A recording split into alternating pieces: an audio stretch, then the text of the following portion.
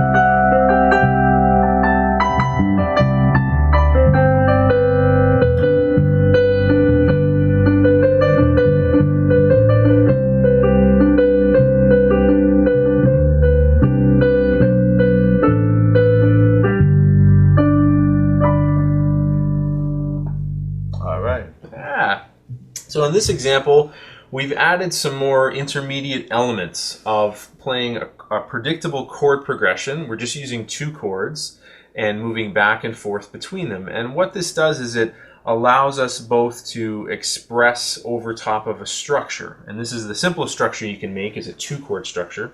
And when you're doing this at home, you can sort of make, it doesn't even matter what the chords are you pick, as long as you both agree on what you're going to be playing. It's all you need to do. So, Kenny, why don't you tell them a little bit about the chords we played and for how long? Well, each chord lasted for 2 bars. We had the G chord, 3, 3, 4, 1, 2, 3. Then we went to the C chord, 2, 3, 4, 1, 2, 3, 4. So 2 bars of G, 2 bars of C. We get these building blocks and we just keep putting them back and forth.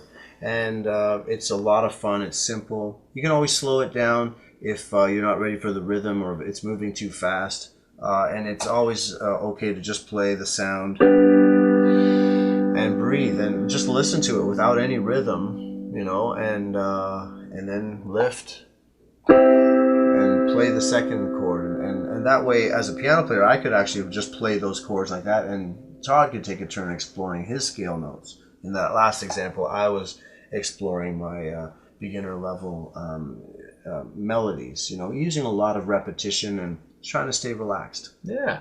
And in this example, we'll do an even simpler version where we're going to switch back and forth between the G chord and the C chord, but we're not going to be counting the bars or anything. Kenny's just going to cue me. So I'm going to watch him, and when he gives me a cue, that's going to be the cue we move to the next chord. So let's give it a try. Ready? Yep.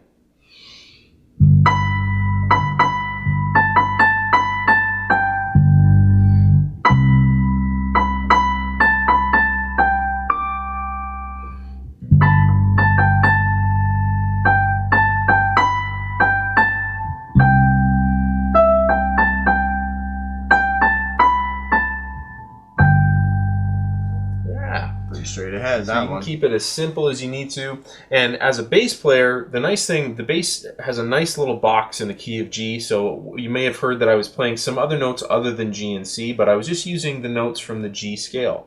So I was playing a G and then sometimes just playing A on my way up to C. And then before going back to G, sometimes I would add a D.